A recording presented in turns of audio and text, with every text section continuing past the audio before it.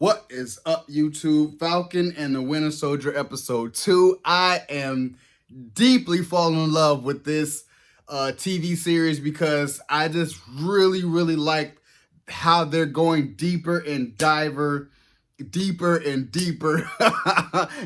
diver. But I like the character depth that they're really just going in depth with. We finally get to see the new Captain America, and I tell myself, I'm like, yeah, he has no superpowers, but he is definitely one of the most qualified for the job. But if you understood Captain America and Steve Rogers, how Steve Rogers did have guts, although, if you watch, the first Avenger with Captain America, you see how he was the smallest and how he had the biggest heart. And I'm looking at this Captain America where he's just that oh yeah, he's all this, all that, and one of the most decorated, and he did all these tests that are off the charts. He's the perfect candidate to be Captain America. And you see him kind of without his mask, and as the episode goes on, you're kind of like, you kind of not being a dick, but you're kind of one of those guys like, hey, I'm in the room, you better pay attention to me, I am the man. And it's like, no, that's not how Steve Rogers was. And you see the backlash from it, and that's where Bucky and Sam really differ. And that's where Bucky is so upset at Sam, like, you gave up the shield with something you shouldn't have done because you should have known that this is what they were going to do. And Sam was like, I had no idea they were going to do something like this. We were all shocked too, to be like, what the hell's going on? Why'd you do this? So that's why Sam is feeling so much regret of, I shouldn't have did what I did, give up that shield. And now Bucky is so upset with him, like, dude, and I love that great therapy piece when it was like, maybe Steve didn't think you are who you said you are. And if so, then that's portrayed of me as well. Like, he doesn't think of me the same. If he thought wrong of you, then he damn sure thought wrong of me. That's what's eating Bucky alive. And I love that he could admit that, because Sam was like, finally, you kind of got that out the room. But I feel where Sam's coming from in terms of, you don't get to act or victimize or even interrogate my decisions of who I am. Because it's unlike you and Steve, I'm a different character. So they're not going to treat me the same as they'll treat you. But I didn't know that they were going to do that. So that's why Sam is fighting himself like, I'm only Falcon because I'm Falcon. That's it. That's all I can be.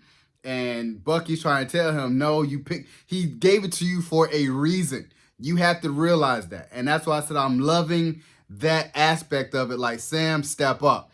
And it's certain things in a way of, and just me being an African American, he's probably telling himself, they're not going to accept me because I'm black. They're not going to treat me the same as they did Steve. Totally get that, because that's really how I am in real life with what I'm doing as far as my job. So I totally understand that. And when they get hints of where the flag smashers are, that's when Sam was like, dude, I'm about to leave. That's where Bucky goes. And you just see their dynamics. They're both Avengers, so they both work with each other already. So that's why Bucky's like, I'm going with you. And just the fact that when they're on that plane, I'm thinking Bucky will jump out the plane as well. Like, he has no problem jumping out of planes. But as you can see, he's not used to that. So that's why I'm just like, wow. You can tell that aspect of the Winter Soldier is definitely gone from Bucky, where Bucky's like, dude, I'm not doing that. Like, but Bucky would still survive if he was a Winter Soldier. If he was a Winter Soldier, he would have dove out the plane and really want a mission to be an assassin. So that's why he's like, I'm not that anymore. I love that aspect. And you get to the flag smashers, and you could just tell Bucky has been such humanized, where he's not more of a cyborg anymore. It's just more of a human trying to, get used to, kind of like what Steve Rogers did. And he doesn't really have that killer instinct anymore. So when he gets to the back of the trailer trying to find that girl in the back of there, girl just beat him up. Just easy, boom, get out the way. And then Falcon comes, boom, he gets beat up. And then here comes the Captain America. Captain America's like, "Hey, I'm gonna save you." Which he started doing some impressive stuff. He shot the gun like at just a good range where it's like, okay, you have to really focus. Boom, he got him. So he's good in that aspect, but he doesn't have brute force, just like Sam was saying. Like, they have brute force, like, you know, you and Captain America. So that's why I'm telling myself, I'm like, yeah, this Captain America doesn't even stand a chance. You can do all that exciting special ops stuff, but when it comes to really trying to fight, you will lose every single time. And that's not what Captain America stands for. I love that aspect. And then the fact that Bucky sees Isaiah Bradley, that's a game changer.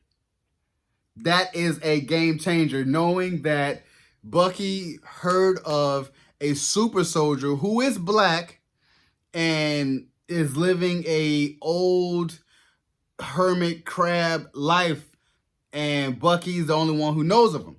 And that's why I was telling myself, I'm like, wow. And then even Isaiah was like, "Dude, I remember you. Like, I whooped your ass." And I was like, wow, way back in the Korean War. So I'm telling myself, you know, I feel as Sam would feel, like, why didn't you tell me about this? Why didn't you tell Steve?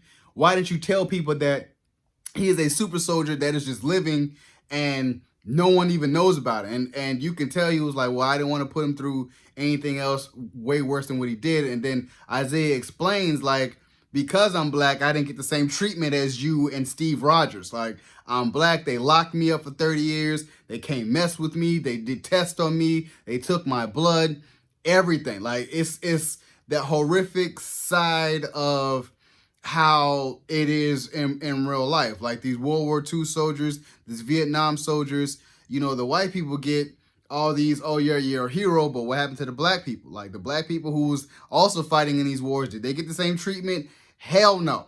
So that's why I'm telling myself, I love this. And then I can see where this is going to go, because as they were leaving and then Bucky had got arrested, Sam looked back at the house. So I'm telling myself, yeah, I see where this is going. Sam, mark my words, Sam is going to go back to that Isaiah's house. Isaiah's going to sit down with him, give him his blood, although it's going to be hard, but he's going to give him his blood to become a super soldier, just like Bucky and Steve Rogers. And then Sam Wilson will take up the mantle to be Captain America, because he will inevitably be a super soldier just like Captain America. And Sam will become the new Captain America. So I'm telling myself, I am loving it. And that's going to bring Bucky out to be who he needs to be as far as the Winter Soldier. But like I said, you still got to do a deep dive into Bucky to see who he's going to be, because like I said, he's not the Winter Soldier. I'm thinking they're going to pick up that mantle as he's just going to be the White Wolf, and I don't mind that either. So, you guys enjoyed my Falcon and Winter Soldier episode 2 review. Subscribe to my channel, post comment down below, and like the video. It's your boy, D Dyson. Peace.